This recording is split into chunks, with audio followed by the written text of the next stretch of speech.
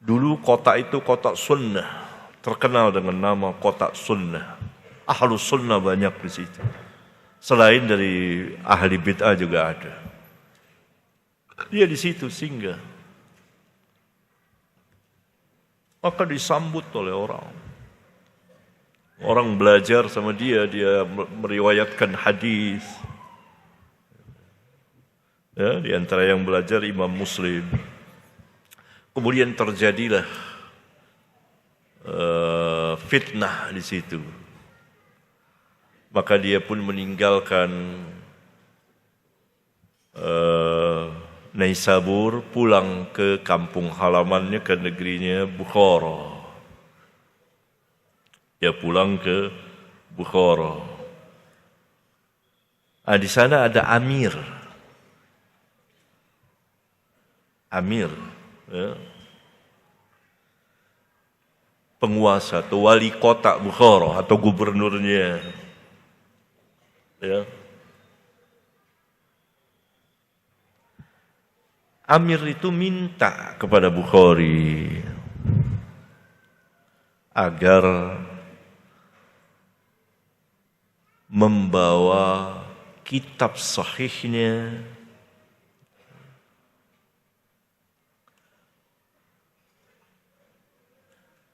ke rumahnya, kitab Al-Jami' Sahih dan kitab Tarikh ke rumahnya, khusus untuk mengajar dia dan anak-anaknya. Ini berarti pengkhususan ilmu. Ini tidak boleh. Ilmu tidak boleh dikhususkan kepada penguasa dan orang-orang kaya. Tidak boleh. Kecuali kepada yang bisa dikhususkan mengenai ilmu. Misalnya ini majelis khusus ahli ilmu. Majelis para ustadz untuk belajar. Boleh. Karena pemisahannya dengan ilmu. Sama juga dengan sekolah. Ada kelas 1, kelas 2, kelas 3, SD, SMP, SMA, kuliah. Itu yang memisahkan uang, kekuasaan, atau ilmu. Ilmu. Ada S1, S2, S3. Yang memisahkan apa? Ilmu. Itu boleh. Tapi kalau yang memisahkan di majelis orang-orang kaya, misalnya satu tempat, bayar. Jual tiket. Itu terlarang di dalam Islam. Tidak boleh. Menyelisihi perjalanan kaum salaf.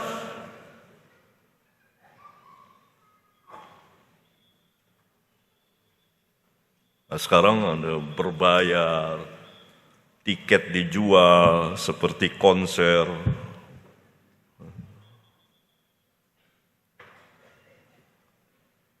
Itu menyelisihi perjalanan kaum salaf.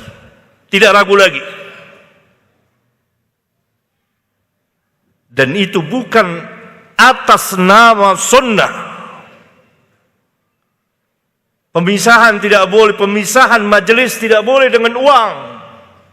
Kalau berbayar, berapa banyak saudara-saudara kita yang tidak bisa ikut? Uang sangat berharga. Orang 100.000 saja sangat berharga. Ini tiketnya berapa? Berapa tiketnya? Tiketnya? Jadi jual tiket.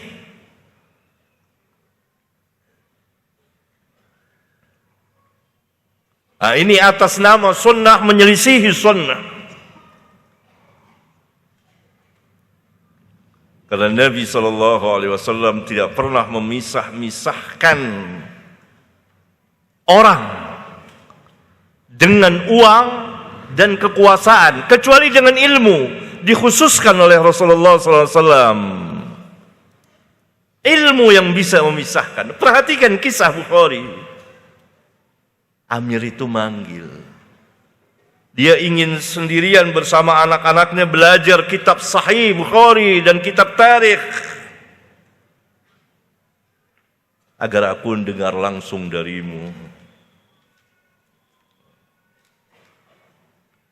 Apa kata Bukhari? Pada barangkali ada utusan datang. Katakan kepadanya, aku tidak akan merendahkan diriku dengan membawa kitab jami' dan tarikh agar engkau mendengarnya. Kitab Jami'us Sahih, kitab Sahih Bukhari, beliau tulis 16 tahun lamanya. Saya tidak mau merendahkan, begitu saja saya bawa-bawa kitab saya untuk aku dengarkan kepadamu. Aku tidak akan membawanya ke pintu-pintu sultan, penguasa.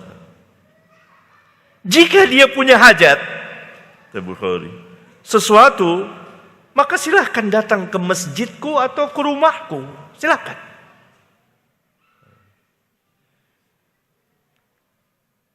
Jika dia tidak mau, maka engkau sultan, penguasa. Engkau dapat melarangku mengajar, membuat majelis. Silakan, agar aku punya uzur kepada Allah pada hari kiamat bahwa aku tidak menyembunyikan ilmu. Begitu kata Bukhari. Berani tidak? Itu keren. Itu berani ya. Saya tidak mau merendahkan ilmu, membawa-bawa kitab saya ke pintu-pintu sultan. Silakan, kalau antum ada hajat, datang ke masjidku, belajar. Atau datang ke rumahku. Tapi engkau sultan. Silakan, kalau engkau mau larang majelisku, silakan. Engkau larang, engkau punya hak, engkau punya kekuasaan, sultan. Agar aku dapat uzur, agar aku bisa uzur kepada Allah bahwa aku tidak menyampaikan ini karena dilarang oleh sultan ini. Dia punya kekuasaan, dia akan melakukan sesuatu.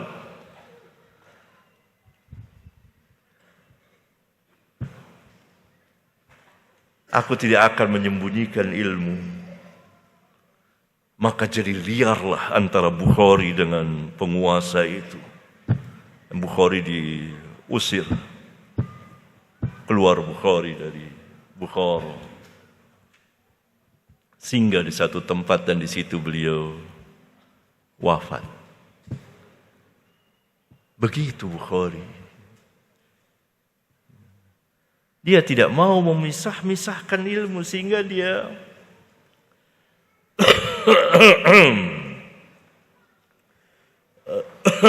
mengatakan, aku tidak akan mengkhususkan mengkhususkan untuk mendengar hadis ini kauman duna kaumin akharin, satu kaum dari kaum yang lain, karena hadis untuk manusia. Ini kan penguasanya mau khusus di sini. Nah, kalau antum buat majelis berbayar, antum mengkhususkan orang-orang tertentu yang sanggup bayar.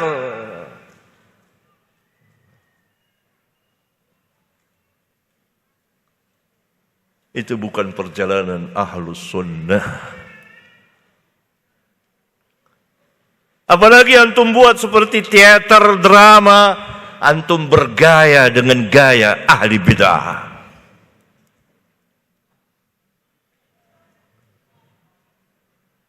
Sorot di ini, kan ada begitu katanya sekarang. Ya, saya tidak main di media kurang, jadi saya dengar dari min turuk, dari berapa jalan, mutawatir katanya.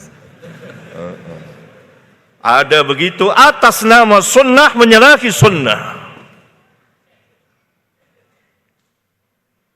Jangan ikut ikhwan.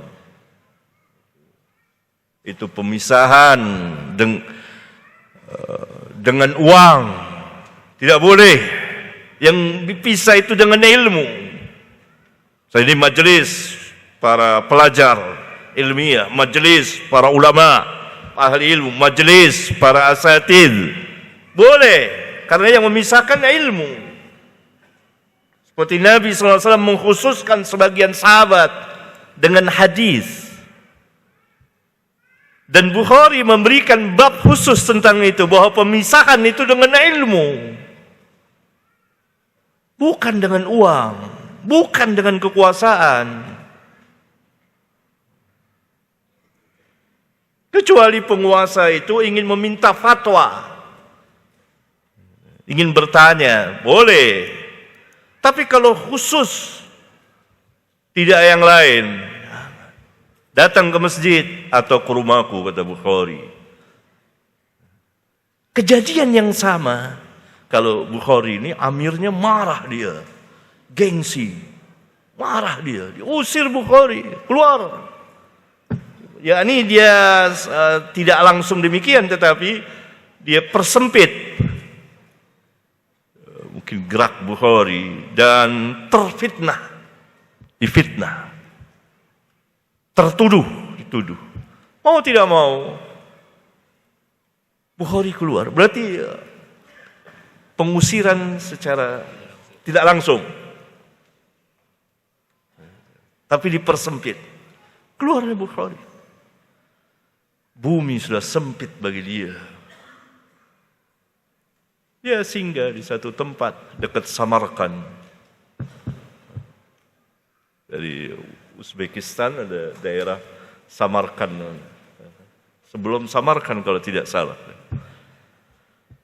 Sakit.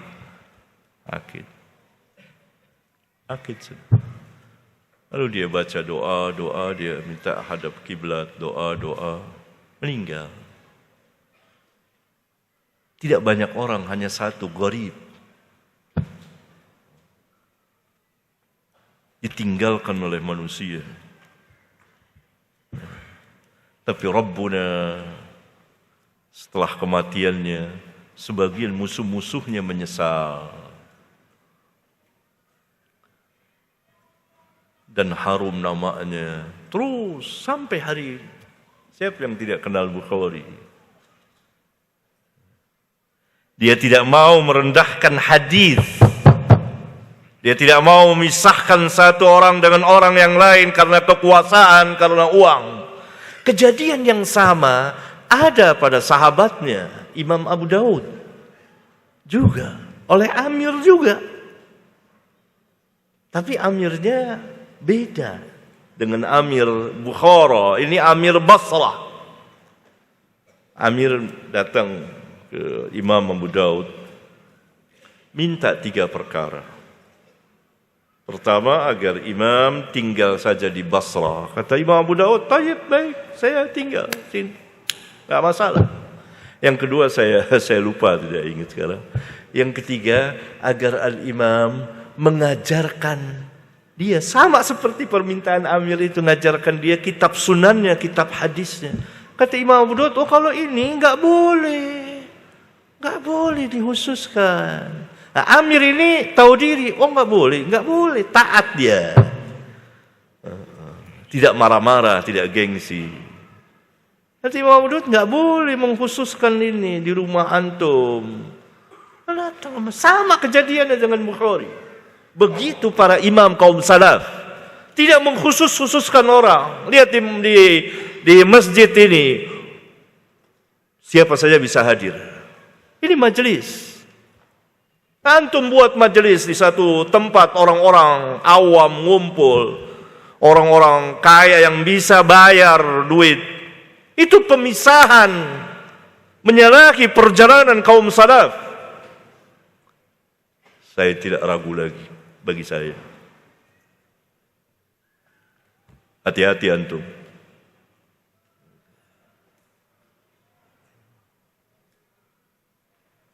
Ya.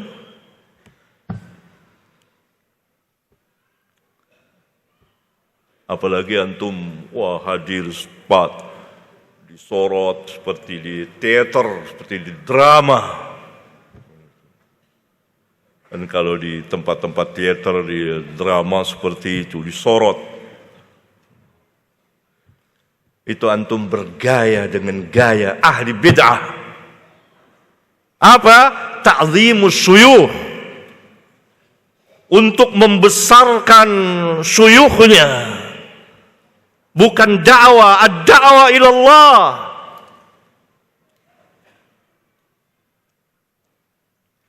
Antum berlagu bergaya dengan gaya ahli bid'ah.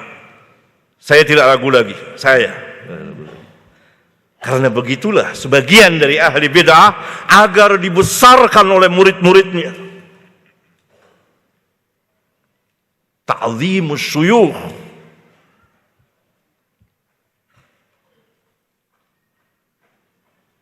Tidak demikian kaum salaf. Bahkan kaum salaf itu kalau ada orang mengikuti dia lari, jalan sendiri. Kecuali dalam rangka mengajar, ada banyak orang.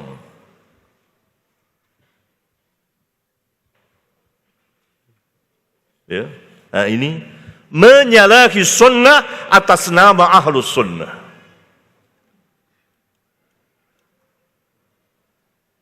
Ikhwan, kita perlu banyak belajar manhaj.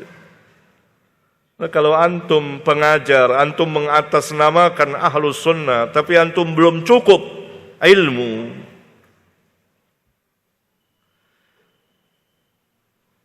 antum menodai ahlus sunnah itu. Ya.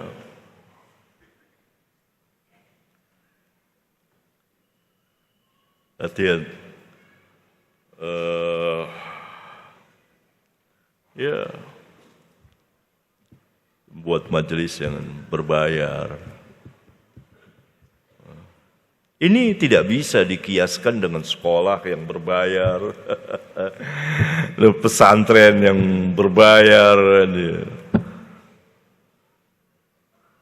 keliru. Itu kan sekolah ilmu.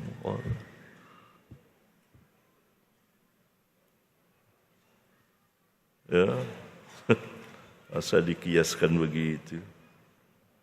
Ini tidak pernah belajar usul atau terjadi kerusakan yang parah pada usulnya.